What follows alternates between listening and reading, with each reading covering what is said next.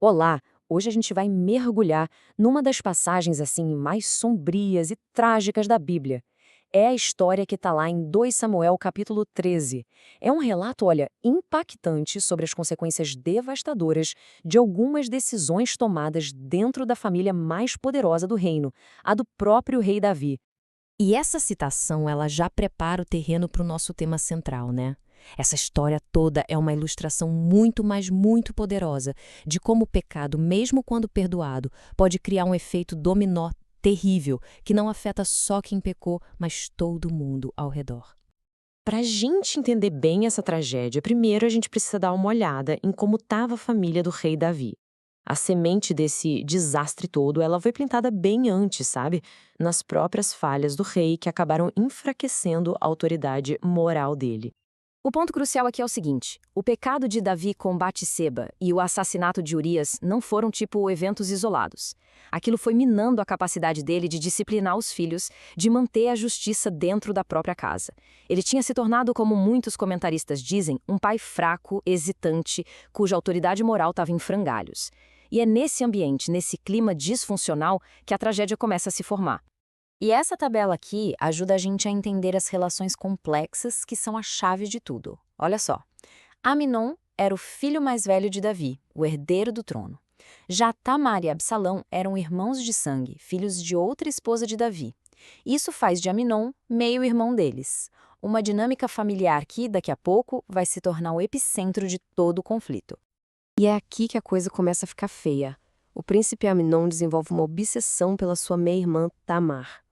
O texto bíblico chega a dizer que ele ficou tão angustiado com esse desejo que adoeceu.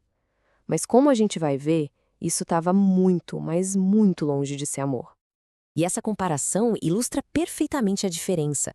O amor de verdade, né? Ele é paciente, ele busca o bem da outra pessoa. Já o desejo de Anon era o exato oposto. Egoísta, agressivo, queria satisfação imediata. Era uma paixão que consumia tudo, focada só nele mesmo. E essa distinção é fundamental para a gente entender a crueldade do que ele fez depois. Bom, toda tragédia parece que precisa de um catalisador, né? E nessa história, o nome dele é Jonadab, primo de Aminon. O texto descreve ele como um homem muito sagaz, uma palavra que aqui tem um tom assim de astúcia, de malícia. Ele não é aquele amigo que dá um conselho bom, mas sim um manipulador que vê a fraqueza do primo e transforma isso num roteiro para o desastre. E aqui está o plano dele em 3 passos frios e calculados. Percebe como ele explora a confiança e a preocupação da família? Primeiro, fingir que está doente para chamar a atenção do rei. Segundo, pedir especificamente por Tamar, usando a desculpa de um cuidado fraterno. E, por fim, isolar ela para que ficasse totalmente vulnerável. É um plano que transforma o amor de um pai e o cuidado de uma irmã em armas. O plano, então, entra em ação.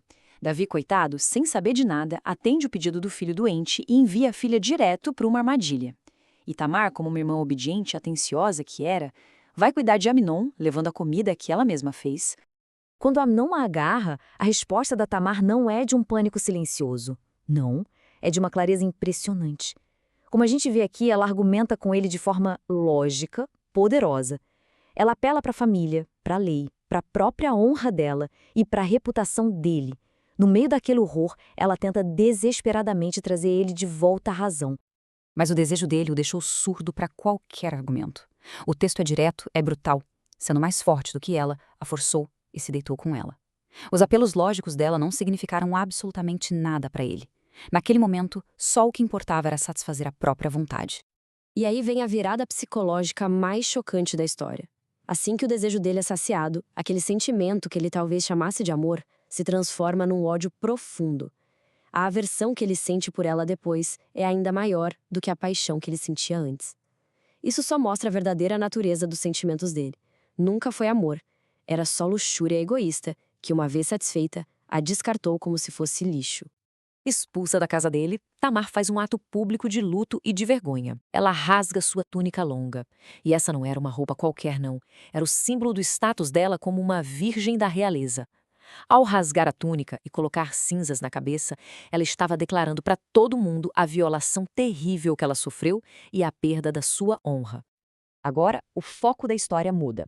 vai para as reações dos dois homens mais importantes na vida de Tamar: o pai dela, o rei, e o irmão de sangue, Absalão.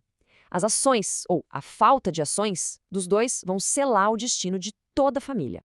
Quando Davi fica sabendo do que aconteceu, a reação dele é de fúria. Mas o que ele faz a respeito? Absolutamente nada. Por quê? Muitos estudiosos sugerem que a lembrança do seu próprio pecado o paralisou. Pensa bem, como ele poderia fazer justiça contra o filho por um crime desses, quando ele mesmo era culpado de algo parecido? Essa inércia dele cria um vácuo de justiça, um vácuo que o outro filho vai preencher com vingança. Absalão, por outro lado, age. Ele acolhe a irmã, que está devastada, mas a reação dele com Amnon é de arrepiar. Ele não fala nada com meu irmão, nem bem, nem mal. Esse silêncio não é de perdão, nem de esquecimento. É a calma de um homem que por dentro está queimando de ódio e planejando não a justiça, mas a vingança. E essa linha do tempo aqui é crucial. Absalão espera 2 anos inteiros.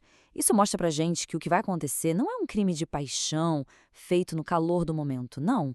É uma vingança fria, calculada, premeditada. Durante 2 anos ele alimentou aquele ódio, esperando o momento perfeito para atacar. A oportunidade de Absalão aparece durante um festival de tosquia de ovelhas, que era uma época de celebração. Ele convida todos os irmãos, inclusive Amnon, para uma festa, escondendo muito bem o seu verdadeiro plano. No auge da festa, quando Amnon já estava vulnerável por causa do vinho, Absalão dá a ordem. E esse slide aqui resume o resultado devastador. Não tem nenhum vencedor nessa história. Amnon está morto, Tamar, a vítima original, vive o resto dos seus dias em desolação. Absalão, o vingador, agora é um assassino, um fugitivo. E Davi, o pai paralisado pela culpa, fica de luto por um filho assassinado e por outro que virou assassino. A família está completamente despedaçada. Essa história, tão sombria e tão antiga, levanta uma questão que nunca perde a validade. Ela mostra como uma única decisão, movida por desejo, seguida por inércia e depois por vingança, pode destruir uma família inteira. Cada personagem ali fez uma escolha que selou o próprio destino.